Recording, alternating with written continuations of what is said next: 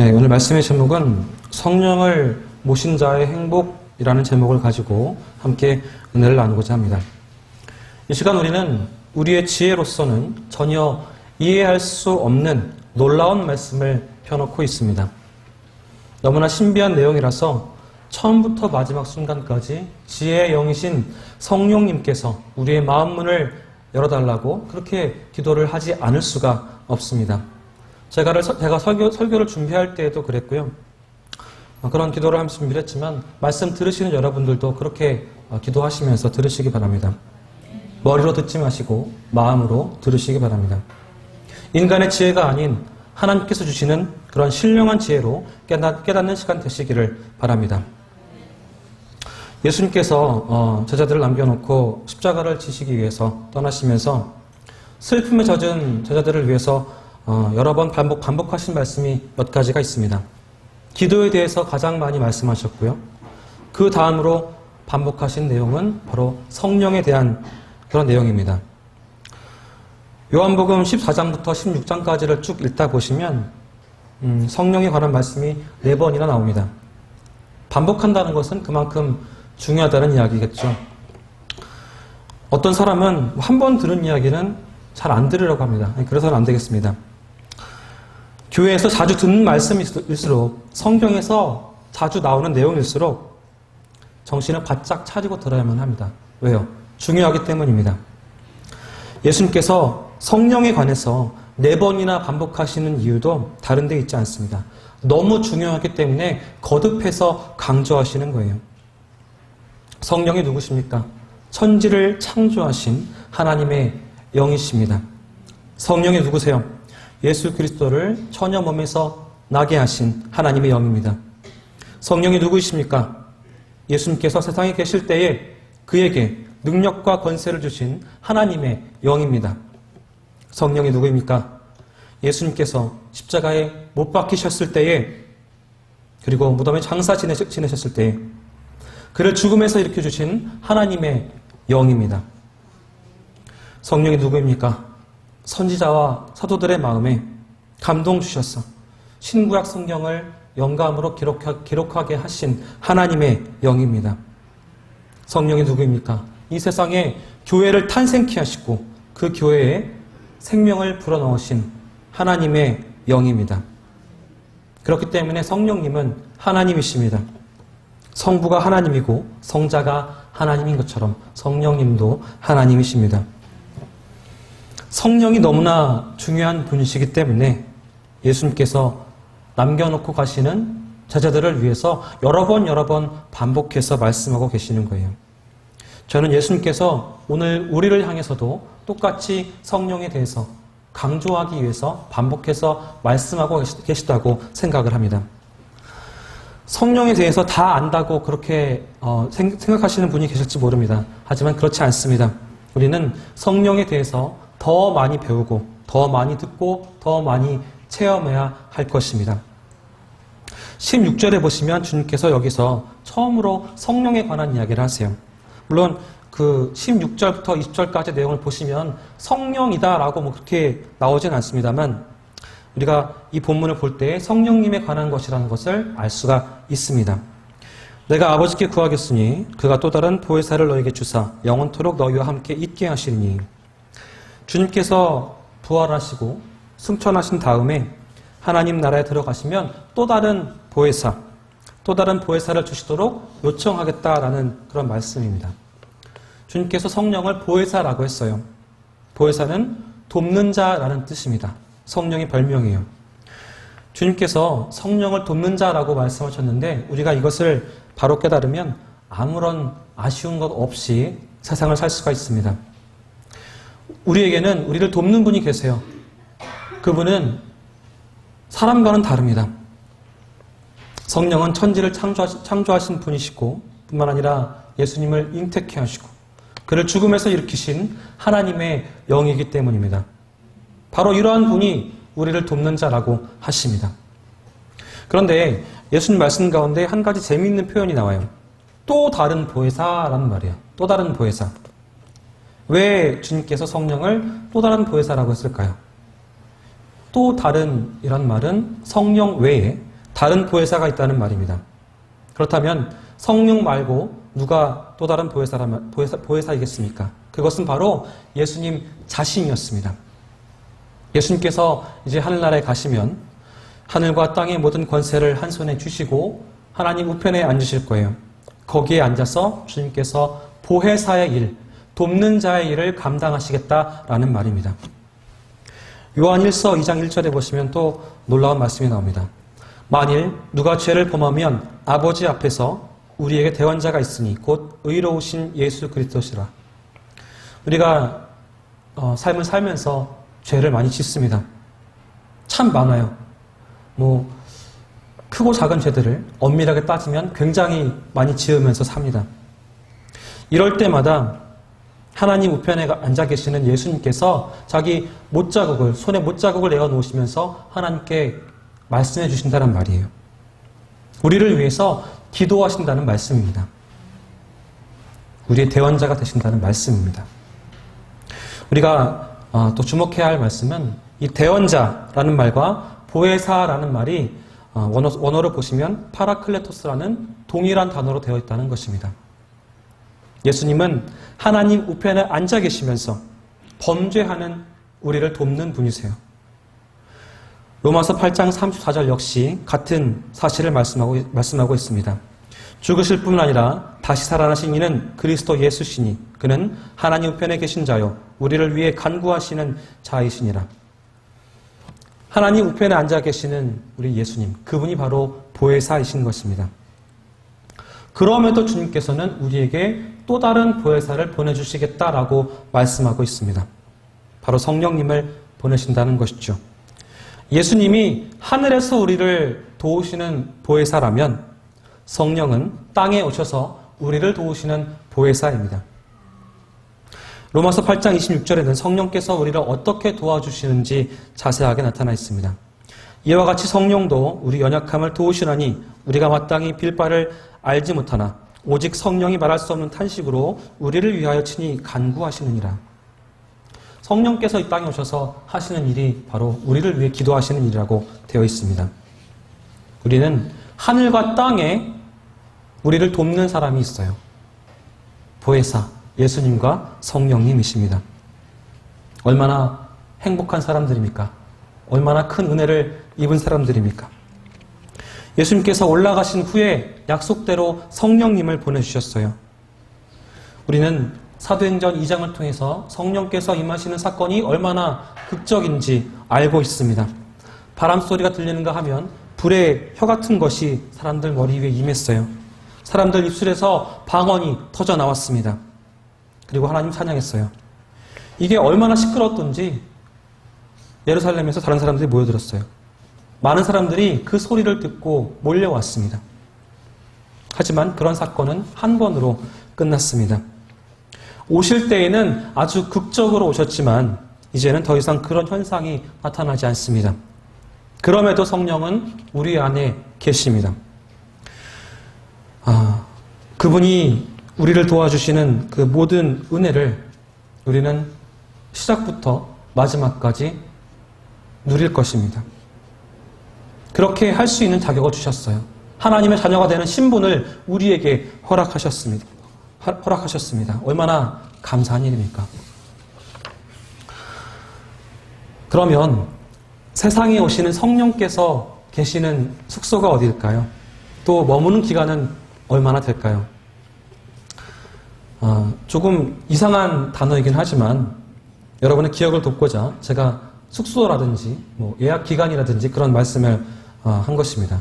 16절에 보시면 내가 아버지께 구하겠으니 그가 다른 보혜사를 너에게 주사 영원토록 너희와 함께 있게 하시니. 예약 기간이 얼마래요? 영원토록. 장소는 어디예요? 너희와 함께입니다. 다시 말해서 영원토록 우리와 함께 계실 것이라는 말씀이에요.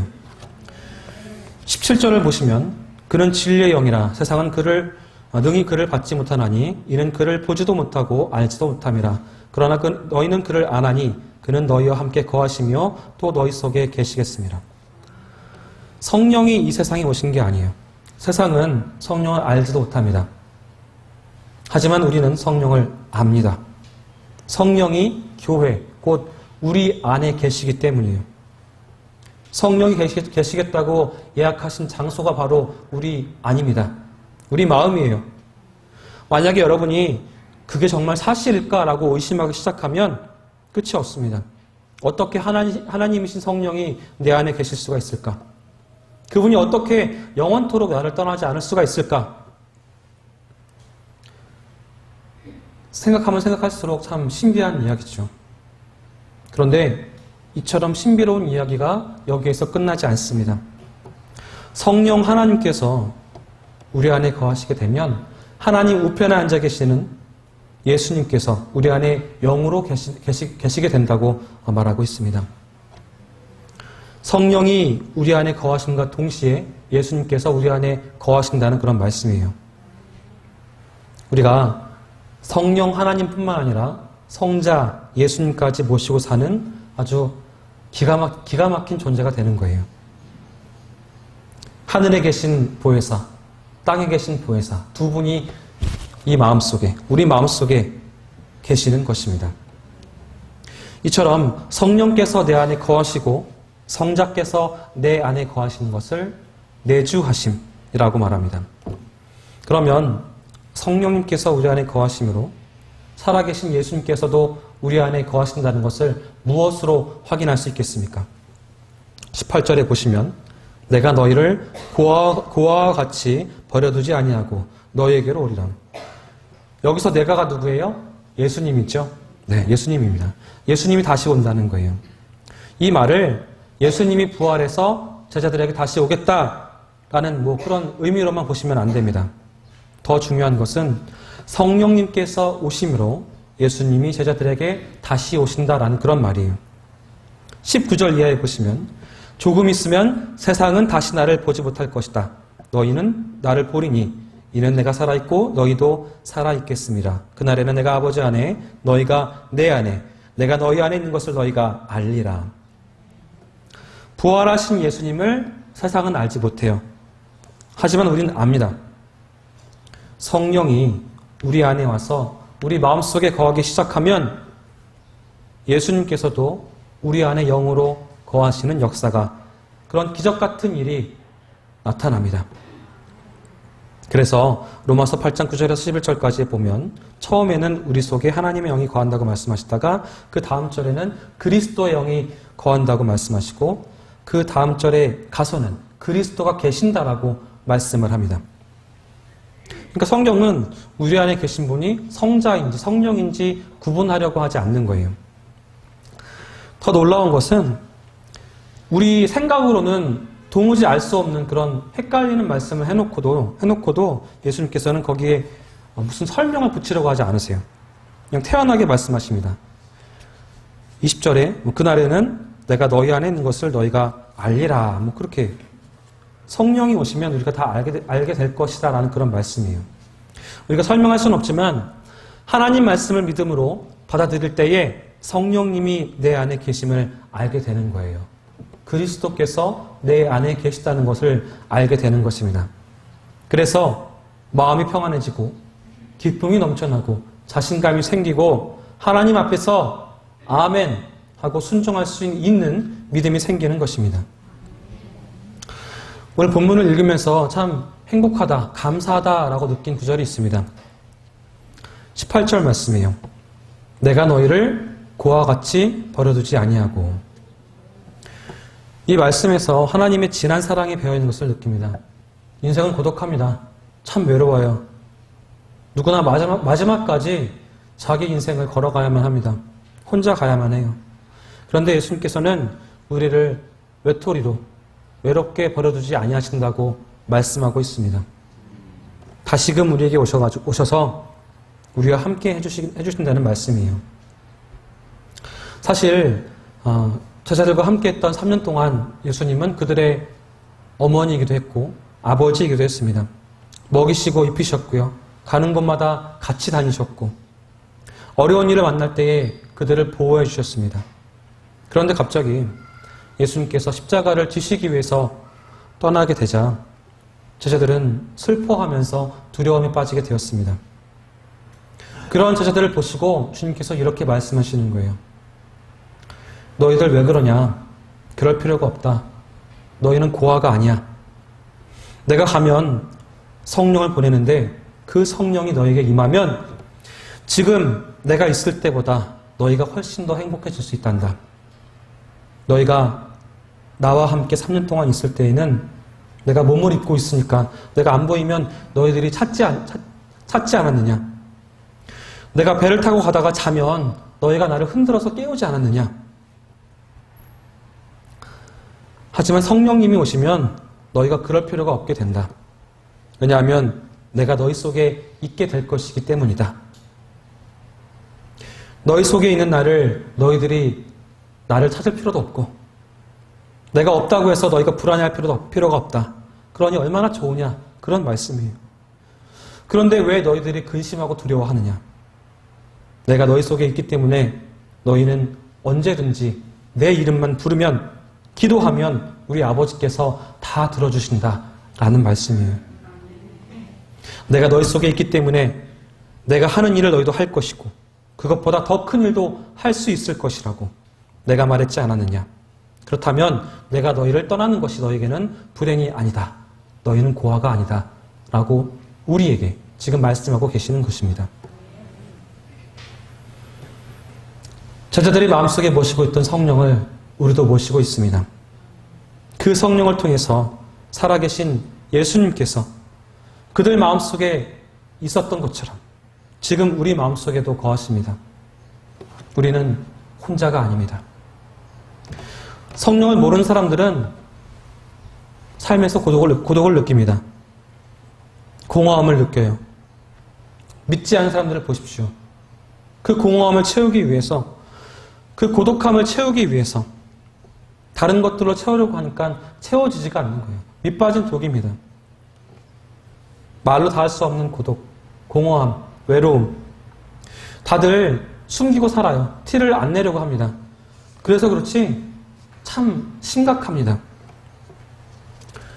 현대인들은 어린아이부터 어른들까지 가만히 혼자 있지를 못합니다. 아무도 없는 정막이 정말 무서워서, 죽음처럼 무서워서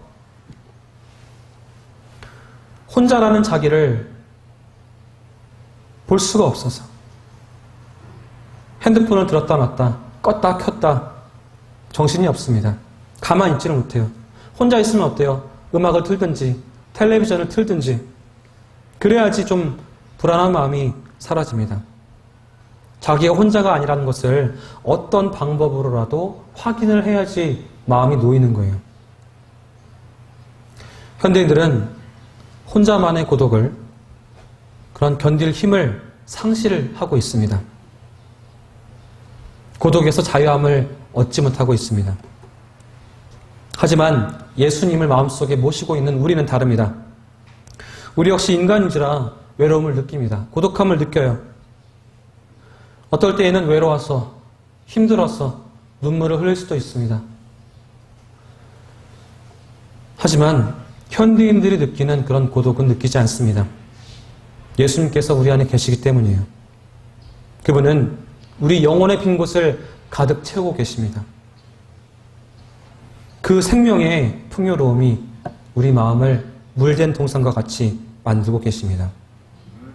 주님은 절대 우리를 혼자 두지 않으세요. 세상 끝날까지 우리와 함께 하십니다.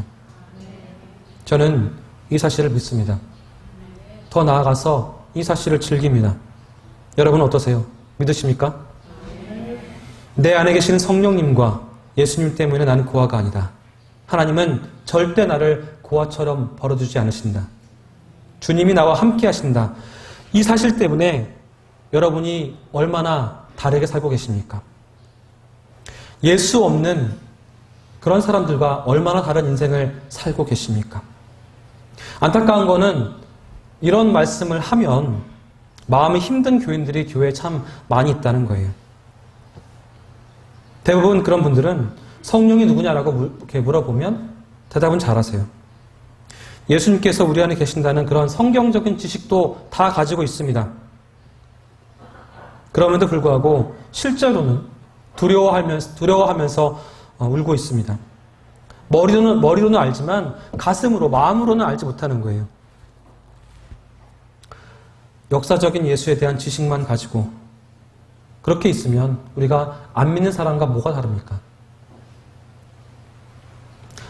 역사적인 예수가 뭐예요? 성경에 기록되어 있는 예수님을 지식으로만 아는 거예요. 아, 4대 성인, 서정범에서 태어났다며? 3년 만에 죽었다가 살아났다며?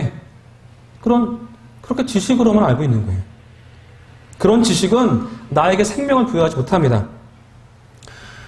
단순히 성경만 알면 되는 게 아니에요. 내 안에 살아계시는 예수님에 대해서 별로 관심을 가지지 않는 것입니다. 머리에는 주님이 계신데 가슴에는 주님이 안 계신 거예요. 그러다가 보니까 그 주님이 내가 삶을 살아가는데 별로 도움이 안 되는 거예요. 나와는 상관없는 분이 되는 거예요. 내가 고아처럼 버림받았다고 하는 그런 고독 속에서 몸부림을 쳐도 내가 알고 있는 성경의 예수가 나에게 도움이 되지 않는 거예요. 머리로만 알고 있기 때문에. 어떤 문제와 싸울 때에, 외로움이 찾아올 때에, 절망 속에 있을 때에, 몸부림칠 때에 내가 알고 있는 성경의 예수는 나와 상관없는 것 같아요. 저 멀리 있으신 것 같아요. 나에게는 무슨 도움을 주지 못하는 그런 막연한 존재같이 느껴지는 것입니다. 왜 그럴까요? 왜 이런 현상이 일어날까요? 내 안에 거하시는 예수님을 잘 모르기 때문이에요. 그분을 입으로는 고백하지만 전적으로 그분께 의존하는 믿음이 없기 때문입니다. 믿음이 약하기 때문이에요. 우리의 근심과 고독함과 무기력이 어디에서 옵니까? 성경의 예수는 그만큼 많이 듣고 읽어서 아는데 왜 이렇게 무기력해요? 왜 내 마음은 텅텅 비어 있습니까? 오늘 이 시간 성령 앞에 우리는 무릎 꿇고 이렇게 기도해야만 합니다. 주님, 나를 도와주시옵소서. 내 안에 계시는 예수님을 알게 하시고 체험하게 하옵소서. 성경에서 말씀하시는 예수님이 바로 내 안에 살아계시는 분이심을, 살아계시는 예수님이심을 우리가 분명히 알아야 할 것입니다. 초대교회 성도들은 지금처럼 편집되고 제본이 잘 된 이렇게 예쁘고 아름다운 성경을 보지 못했습니다. 신약 성경도 없었어요. 초대교회 100년 동안은 마태복음이 기록돼서 이 교회 저 교회로 돌려가면서 읽긴 했습니다. 하지만 말씀을 참 보기 힘든 그런 시대였어요. 어쩌면 그 당시 사람들은 성경을 우리만큼 잘 알지 못할 것입니다. 아마 우리가 아는 것의 10분의 1, 20분의 1. 그럼에도 불구하고 그들이 그렇게 능력 있고 풍성한 삶을 살 수 있었던 이유가 무엇일까요? 이유는 하나입니다. 성경에 쓰여 있는 예수님은 잘 몰라도 내 안에 살아계시는 예수님을 너무나 잘 알고 있었기 때문이에요. 그렇기 때문에 세상에 나아가서 담대하게 말씀을 전하고 능력 있게 살아갈 수가 있었던 것입니다. 그 누가 그들의 기쁨을 빼앗겠습니까? 그 누가 그들의 입에서 찬송을 빼앗겠습니까? 누가 그들의 용기를 꺾을 수 있겠습니까? 가난 속에서도 찬송하고 기도하고 담대하게 나아갔던 그들. 예수님이 그들을 강하게 붙들고 계셨기 때문입니다. 아무도 상대할 수가 없었어요. 그들 안에 계시는 예수님께서 그들을 강하게 붙들고 계셨기 때문입니다. 예수 믿는 사람은 누구든지 그런 존재입니다. 하늘과 땅의 모든 권세를 지니신 예수님께서 이 안에 계시기 때문이에요. 내 안에, 여러분 안에. 오늘 이 가운데에 아직도 예수님을 머리로만 알고 계시는 분이 계시다면 이렇게 기도하시기 바랍니다. 주님, 저 예수님 믿겠습니다. 살아계신 주님이 내 마음에 와 계신다는데 내가 그 예수님을 모시고 세상을 살고 싶습니다. 그 성령님 손에 붙들려서 삶을 살고 싶습니다. 혼자서 너무 외롭습니다. 나는 고아 같아요. 자신이 없어요. 하지만 어떻게 이 문제를 해결합니까? 저는 못합니다. 나를 도와주세요. 내 안에 와주세요. 내가 믿기를 원합니다. 그러면 성령님께서 여러분에게 임하실 줄로 믿습니다. 살아계신 주님께서 여러분과 함께 하실 줄로 믿습니다. 우리 자신은 연약하지만 예수님께서 우리 안에 오심으로써 우리는 예수님과 하나가 되었습니다. 그러므로 이제는 우리를 아무도 꺾을 수가 없습니다. 실직을 당해도, 힘든 일을 당해도, 질병이 생겨도, 생활이 어려워도 꺾이지 않습니다. 누구나 어려운 일을 당합니다. 생활고를 겪기도 하고요. 병을 당하기도 합니다. 그게 바로 우리 인생입니다. 누구나 그래요. 나만 당하는 것처럼 그렇게 여기지 마십시오. 시간차가 있을 뿐이지 삶을 살다 보면 누구나 한 번쯤 겪습니다. 그럼에도 불구하고 우리는 그런 것들로 인해서 꺾이지 않습니다. 내가 아니라 내 안에 계신 성령님께서 이기실 수 있습니다. 살아계신 예수님이 내 안에 거하시기 때문에 이길 수 있습니다. 그분은 강합니다. 그분이 주시는 능력만 입으면 아무도 나를 꺾지 못합니다. 이게 바로 예수 믿는 사람이라는 말이에요. 따라하시기 바랍니다. 주님께서 나와 함께 하십니다. 사랑하는 성도 여러분, 우리에게는 이런 힘이 있습니다. 능력이 있습니다. 우리가 처한 형편이 어떠하냐는 아무런 문제가 되지 않아요. 예수님 안에서 우리는 무엇이나 다 할 수 있습니다. 모든 것을 이길 수 있습니다. 우리 하나님께서 이와 같은 은혜를 우리 모두에게 다시 한번 확인시켜 주시고 체험하게 해주시기를 주님의 이름으로 축원합니다. 기도합니다. 성령으로 우리와 함께 하시는 주님, 오늘 말씀을 통해서 다시 한번 당신께서 우리와 함께 하심을 확인하고 기쁜 마음으로 돌아가게 하시니 감사합니다. 세상 친구들이 나를 멸시하여도 내가 다른 이들보다 못할지라도 나는 이제 두렵지 않습니다. 꺾이지 않습니다. 넘어지지 않습니다. 하나님 당신께서, 예수님께서, 성령님께서 나와 함께 하시니 그 어떤 재물이나 세상의 성공과도 바꾸지 않겠습니다. 이런 결단을 매 순간 하며 하나님과 동행하며 감사하는 우리 칠금교회가 되도록 주님 인도하여 주시옵소서. 내 안에 성령을 보내주시고 나를 살리시고 나의 슬픔과 기쁨을 함께 하시는 예수 그리스도의 이름으로 간절히 기도하옵나이다. 아멘. 온 천지 만물을 말씀으로 창조하고 다스리시는 하나님 아버지의 무한하신 사랑하심과 우리를 살리기 위해 십자가에서 찢기시고 피 흘리신 예수 그리스도의 은혜와 성령께서 교제케 하심이 오늘 예배가 돌아가는 우리 위에 지금부터 영원까지 함께 하시기를 간절히 축원하옵나이다. 아멘.